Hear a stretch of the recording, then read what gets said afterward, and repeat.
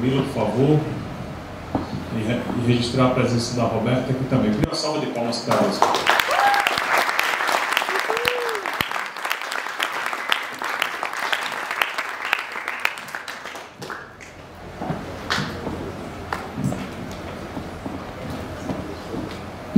Então a gente vai passar um videozinho da Casa da Indústria. A rotina não existe sem repetição, mas quando algo se repete diariamente, a gente deixa de prestar atenção. É instintivo, mas parte da nossa natureza. Acontece com gestos, objetos, pessoas. E assim, pequenos momentos perdem importância, passam batido. A gente se esquece, mas no fim do dia é justamente a rotina que preenche a vida. É desses pequenos instantes que a nossa história se constrói. Fazer um café, levar as crianças na escola, reunir a família, encontrar os amigos. Aqui tem amor. Ensinar alguém, aprender com alguém, errar, acertar, repetir. Aqui tem cuidado. Amarrar os sapatos, arrumar o cabelo, pegar as chaves, fazer comida, pedir comida, ligar a TV, dormir com a TV ligada, fazer um brinde, chegar atrasado, pedir desculpas. Aqui tem história. Agora, imagine a sua vida sem esses momentos. A gente também se esquece. Mas o tempo todo tem alguém criando e produzindo tudo o que é necessário para a sua rotina continuar se repetindo. Todos os dias. Aqui tem propósito. Aqui tem indústria.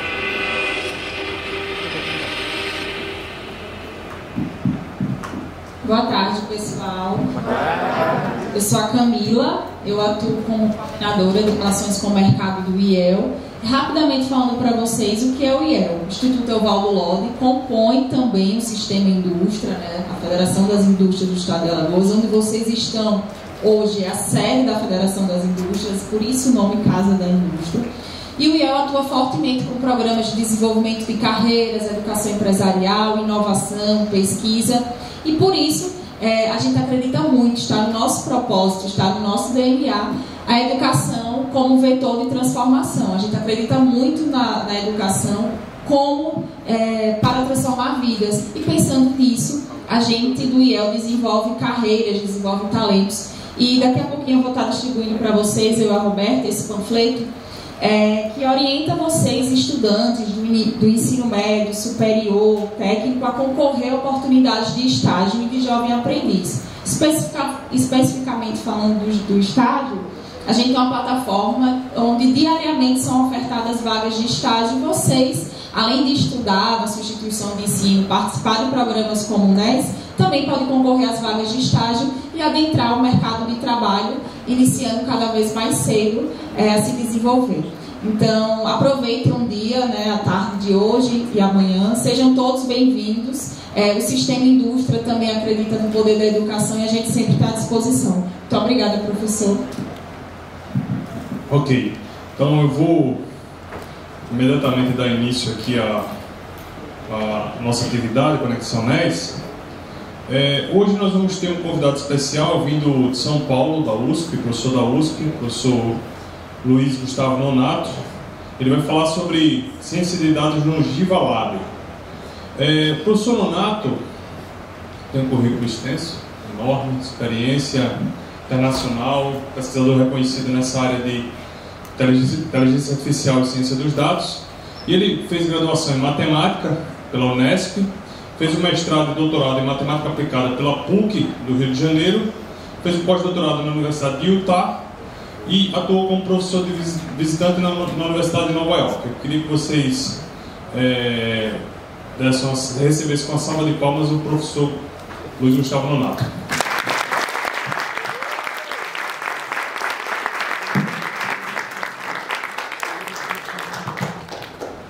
Obrigado, Kireli, pela gentil introdução e gostaria de agradecer aqui muito pelo convite. É um prazer enorme estar aqui falando para uma plateia tão seleta de estudantes e eu espero que a minha apresentação possa encorajar algum de vocês a seguir carreira nessa linha de ciência de dados e inteligência artificial. Tá bom?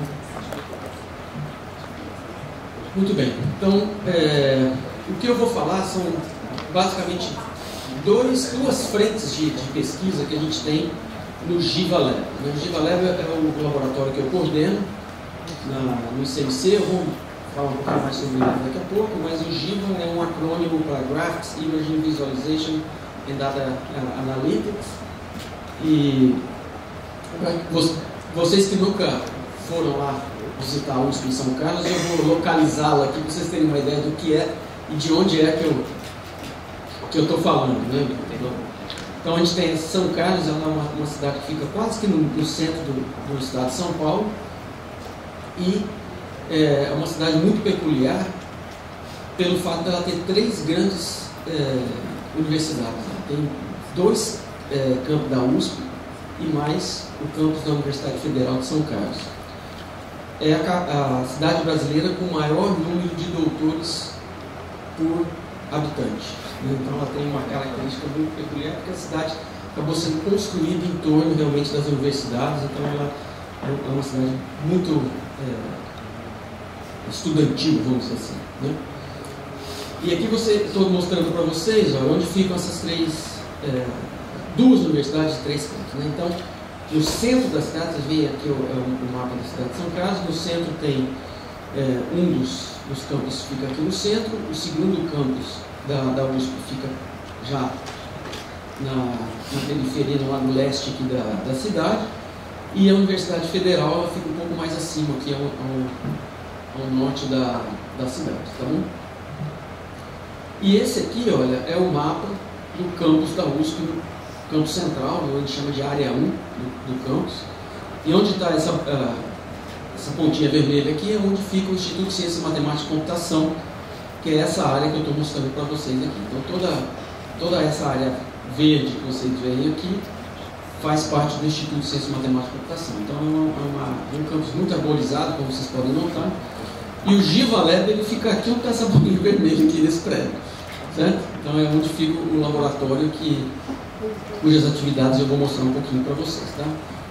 Lá, como vocês são potenciais candidatos aí à graduação e futuramente à pós-graduação, vou falar rapidamente dos cursos que a gente tem na USP de São Carlos. Então nós temos 9 cursos de graduação, em particular o curso de Ciência de Dados. Como vocês estão vendo, todos os cursos são nota 5.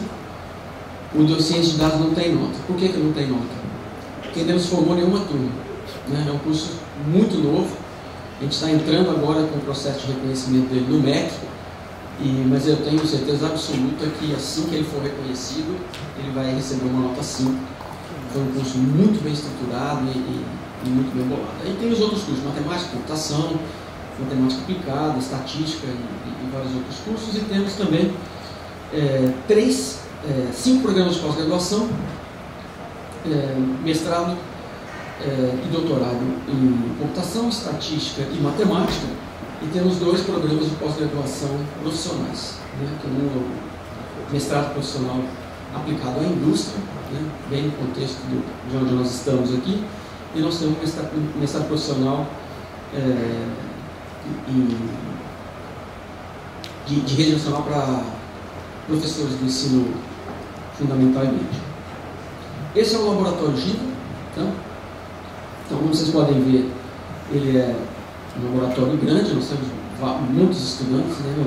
Foi difícil eu conseguir um horário que não tivesse ninguém lá dentro para eu tirar essa foto, mas então é um laboratório bem grande, e nós temos um parque de equipamentos aqui bastante sofisticados. Temos o segundo maior computador do estado de São Paulo, só perdemos para o computador do INC, né? Então temos um parque tecnológico de fato muito interessante, tá bom? Mas eu vim aqui para, feita essa propaganda, para ver se eu consigo atrair algum de vocês lá para São Carlos. Então, o que eu vim falar aqui para vocês hoje é um pouco sobre ciência de dados, propriamente dito. O que é que a gente tem feito, né, nessa consciência de dados em termos de pesquisa e em quais aplicações nós estamos mais envolvidos. Então, vou começar a falar rapidamente o que é a ciência de dados. Então, como vocês conseguem ver aqui nessa representação, ciência de dados está na interseção de 3 grandes áreas, né? A área de ciência da computação, matemática e estatística e domínio de negócios e conhecimento. Então a gente diz que a junção, né, dessas 3 áreas dá origem ao que a gente chama hoje em dia de ciência de dados. Tá? Bom, e por ser uma área relativamente nova, ela ainda tem vários desafios em termos de consolidação de conceitos e várias outras coisas. Tá? Mas o que a gente busca quando a gente está falando em ciência de dados? Qual é o objetivo maior dessa área, né, da ciência? É você extrair conhecimento a partir de dados. Né? Então, o que a ciência de dados faz é, você tem um conjunto de dados, você vai processar essa informação de alguma maneira para extrair conhecimento que não é um conhecimento trivial. Né? Então, extrair informações e conhecimentos dada a complexidade dos dados que você vai estar analisando. E nesse processamento, em geral, a gente sempre tem que lidar com 4 etapas muito bem definidas. Evidentemente que às vezes essas etapas elas se misturam e não é tão transparente como eu estou colocando aqui, límpido, né? Às vezes essas coisas se misturam um pouco, mas certamente todo problema de ciência de dados você acaba passando por essas 4 etapas de uma forma ou de outra, e eu vou mostrar na prática como é que a gente passa por isso em 2 ou 3 exemplos. Né? Então, a primeira etapa é a etapa de agregação, integração, limpeza e processamento dos dados. Essa aqui é uma etapa duríssima. Né? Juntar dados não é trivial. E com dados porcaria, você só gera resultado porcaria. Então, você tem que conseguir, de fato, juntar dados de uma maneira inteligente, o mais abrangente possível, e principalmente depois, de alguma forma, tentar integrar esses dados de maneira que você consiga tratá-los de forma unificada. Tá? Então, uma parte significativa do processo de ciência de dados é essa etapa inicial, e em geral se consome muito tempo, e eu vou falar um pouco para vocês daqui a pouco das dificuldades que a gente tem para operar nessa primeira etapa. Depois disso, a gente sempre faz o quê? A gente faz uma análise exploratória para a gente poder ter uma ideia do que é que os dados contêm, que tipo de informação ele contém, e principalmente os problemas que ele tem. Né? Os dados podem não ser consistentes, eles podem ter informações erradas.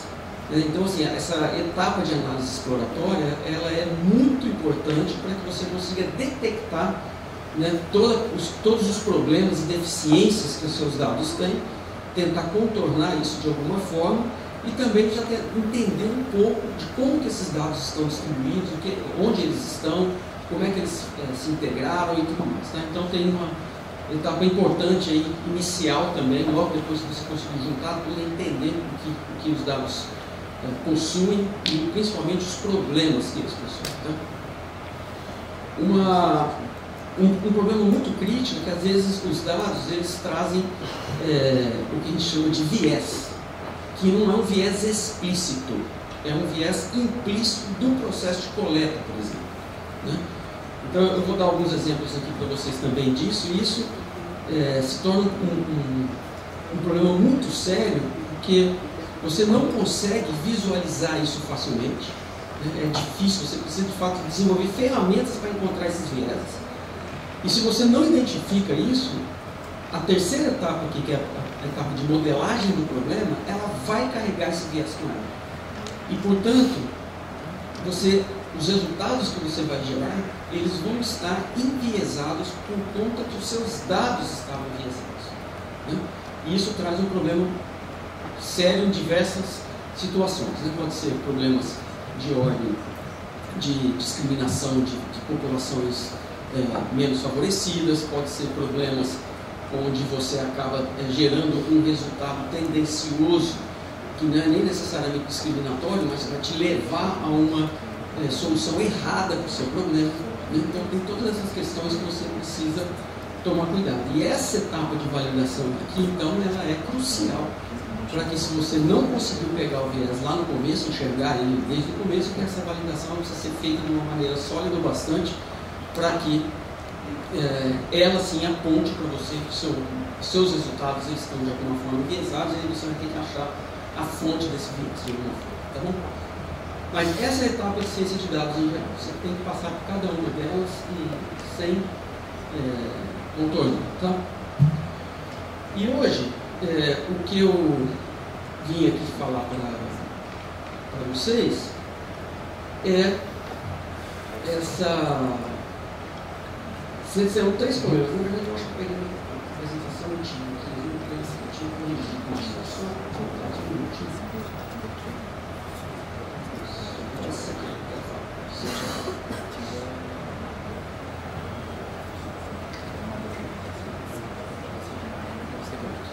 Então eu vim falar aqui para vocês de 3 frentes de trabalho que a gente tem lá no laboratório Jamba. Eu não sei se eu vou ter tempo de falar dessa última, mas certamente dessas 2 primeiras aqui eu gostaria de entrar em um certo nível de detalhes para que vocês tenham uma ideia clara do que é que a gente consegue fazer com dados, que tipo de problema que a gente consegue resolver e tentar enxergar esse pipeline de 4 etapas aí que eu expliquei para vocês, pelo menos nessas 2 primeiras frentes, né? Se sobrar tempo, eu falo um pouquinho do terceiro trabalho também. Então, lá no laboratório a gente tem 3, na verdade são 4 grandes frentes de pesquisa, as 3 mais voltadas para pesquisa aplicada e uma de pesquisa um pouco mais básica, que é na área de explainability para machine learning. Então, essa eu certamente não vou ter tempo de falar aqui hoje, né? Mas vamos falar um pouco dessas 3. Vamos começar com os projetos em análise de crimes que a gente desenvolve dentro do laboratório. Bom, os objetivos principais dessa frente de pesquisa é a gente empregar, então, técnicas de ciência de dados, inteligência artificial e modelagem matemática para extrair conhecimento a partir da relação entre variáveis externas e o crime. Então, o que são as variáveis externas? São todas as variáveis que podem, de alguma forma, estarem influenciando ou não a ocorrência de crimes em determinados locais da cidade e também determinados tipos de crime. Né? Cada tipo de crime tem a sua própria característica e as variáveis que impactam, né, também mudam dependendo do tipo de crime que a gente está falando aqui. Tá bom? Agora, uma das nossas preocupações sempre é que a gente tente, de fato, identificar a relação entre essas variáveis e os crimes, de modo que a gente possa propor políticas públicas de baixo custo e de alto impacto em termos da redução da criminalidade. Não sei se vocês já ouviram falar, mas os últimos estudos econômicos feitos do impacto econômico do crime no Brasil é que a criminalidade em si, ela corresponde a praticamente 4% do PIB brasileiro em termos de gastos que ela gera, né, para combater de alguma forma, e gastos de todos os níveis, né? Então, desde a parte de policiamento, os processos judiciais, o encarceramento, a segurança privada, a parte hospitalar, que as pessoas acabam se ferindo por conta da criminalidade, você tem os gastos. Então, somando todos esses gastos, dá 4% do PIB, ou seja, algo próximo de 300 bilhões de reais por ano, né? Então, você imagina se a gente consegue uma política pública que reduz 5% a criminalidade no ano, isso corresponde a 15 bilhões de reais por ano de economia, né, por uma redução de 5% na taxa de criminalidade. Então, a gente consegue perceber o impacto econômico que a gente pode ter empregando soluções que tenham algum respaldo científico, né, são soluções baseadas na ciência e que são, de certa forma, de fácil implementação. Tá? Então, eu vou começar mostrando aqui para vocês como são os dados de crime em particular. Tá? Então, esses dados são públicos da Secretaria de Segurança de São Paulo.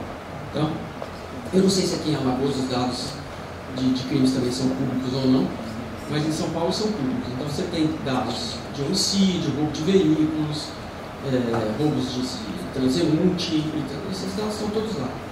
E aqui estão, para vocês terem uma ideia do que eles são. Então a gente tem o quê? Tem um registro da delegacia, onde foi registrado o boletim de ocorrência, né, o nome da delegacia, o ano, o número do BO, a cidade, a data, a hora em que o crime ocorreu, se a autoria é desconhecida ou conhecida,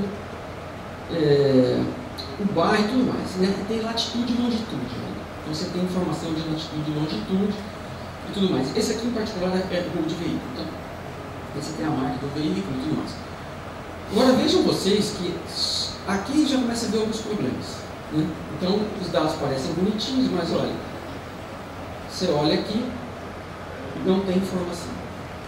Então, tem algumas entradas no banco que você não tem informação a respeito da hora do crime. Então, se você estiver tentando fazer alguma análise que precisa da hora, alguns desses registros vão ser inúteis. Então, você precisa limpar e processar, ou talvez até imputar a informação. Né? Outra coisa muito importante é a latitude e longitude, você sabe onde é que aconteceu o crime. Né? Repare que tem algumas vezes que isso não é registrado. E aí, como é que você faz? Então, isso vai direto no ponto daquilo que eu mencionei com vocês antes. A gente precisa, de fato, de uma etapa de pré-processamento para limpar, identificar os problemas e tudo mais. Então, esse aqui é um exemplo bem típico do que a gente pode fazer. Então, como é que a gente trabalha? Basicamente, dessa forma aqui. A gente tem um mapa de ruas da cidade, certo? E eu tenho latitude e longitude de onde os crimes aconteceram, certo? Que é isso, esses pontinhos em laranja aqui que vocês estão vendo, são aquelas latitudes e longitudes que veio na base de dados, que é onde o crime aconteceu. Tá? Para eu conseguir trabalhar com esses dados de uma maneira mais consistente, o que a gente faz? A gente agrega essas informações nas esquinas ou nos segmentos de rua do mapa de ruas da cidade. Tá? Então a gente vai pegar para cada esquina aqui, né? Isso aqui foi até um trabalho feito aqui junto com o Thales, a gente faz uma demarcação de quais são os crimes que nós vamos associar àquela esquina, associamos todos eles lá, e uma vez que esses crimes estão associados às esquinas, eles dão origem para mim a uma série temporal como essa aqui. Então isso aqui é os crimes que aconteceram, né, nessa esquina aqui ao longo do tempo. Tá? Então, a partir daquela base de dados que a gente viu lá, a gente transforma aqueles dados numa série temporal que vai me dizer o padrão de crime naquela esquina. Certo? Então, tem toda uma parte de processamento para conseguir fazer essa integração. Tá?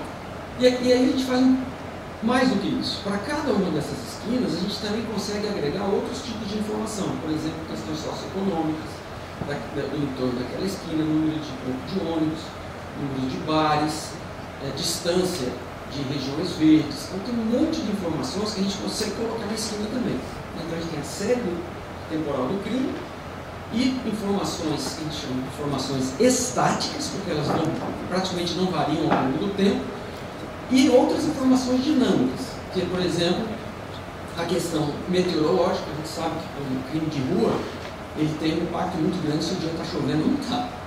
Então essa questão meteorológica ao longo do tempo ela é importante. Tem questões também relacionadas com o fluxo de pessoas, né? Quantas pessoas estão passando lá em cada horário. Então você tem tanta informação dinâmica como informações estáticas, que a gente acaba agregando nas esquinas, e vamos fazer um estudo em cima disso para tentar correlacionar essas coisas. Tá? Então, aqui só para vocês terem uma ideia, ó. Isso aqui é o centro da cidade de São Paulo. A Praça da Sé está bem aqui no meio. Tá? Então, isso aqui é um mapa de ruas. Né? A gente pegou a Praça da Sé, traçamos um raio de 5 km e selecionamos essa região para ser a região de estudo. Tá? E os pontinhos azuis aqui correspondem a esquinas onde foi registrado pelo menos uma ocorrência de crime né, nesse período aqui, de 2008 até 2017. Então a gente tem quase 20 mil esquinas nessa região e aproximadamente 130 mil crimes.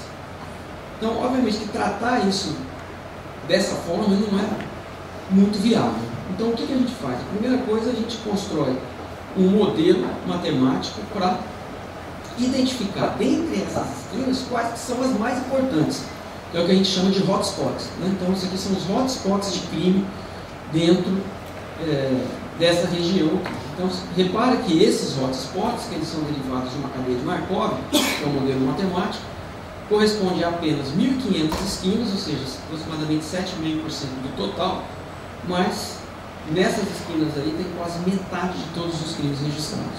Então, evidentemente que se a gente consegue resolver o problema para essas esquinas, a gente reduz a criminalidade pela metade. Então, esse tipo de conhecimento é bastante relevante, principalmente para focar nas regiões que mais interessam. Tá? Então, o que a gente tem? Para cada esquina, eu tenho a série temporal de crimes que aconteceram naquela esquina, e o que eu gostaria de saber, né, o que eu gostaria de identificar é quais esquinas que apresentam um padrão de crime parecido. Padrão de crime, para mim, é uma outra forma de dizer como é que a série temporal do crime se comporta. Então, dizer que duas esquinas têm um padrão de crime parecido significa que as séries temporais delas são parecidas. Não precisa ser idêntica, mas são parecidas. Tá? Então, nós gostaríamos de identificar isso para tentar, então, olhar na infraestrutura da cidade que está no entorno dessas regiões e verificar se tem algum tipo de correlação que a gente consiga traçar. Tá bom? Então, como é que a gente faz isso? Basicamente, a gente pega essas séries temporais de crime, a gente usa um modelo de machine learning aqui no autoencoder para fazer uma representação vetorial dessa série temporal. Por quê? Vocês vão ver que muito do trabalho que a gente faz aqui está sempre relacionado com essa representação. Porque quando a gente consegue fazer uma representação vetorial, eu passo a ter toda a matemática vetorial ao meu favor para poder tratar aquilo. Né? Enquanto lidar com uma série temporal é mais complicado. Então, na maioria das vezes, o que a gente tenta fazer é, de fato, gerar uma representação latente para o dado, propriamente dito, porque uma representação latente é uma representação vetorial, e aí eu posso conseguir usar ferramentas matemáticas para tratar o produto. Tá? E aqui foi exatamente isso que a gente fez. Então, cada série temporal dessa vira um ponto num espaço de alta dimensão. Né?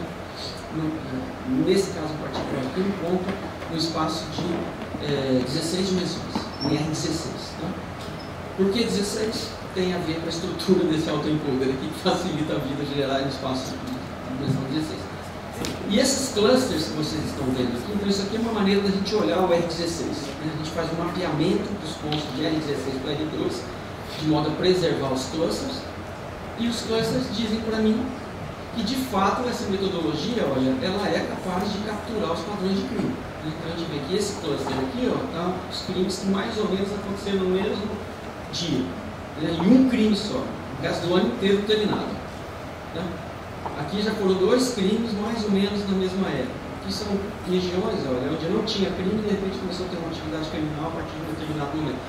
Então, fazendo uma clusterização nesse espaço R16, eu consigo achar os padrões de crime que eu estava procurando. Então, e aí o que nós fizemos foi desenvolver uma ferramenta que olha para esses padrões de crime e automaticamente identifica quando o padrão mudou.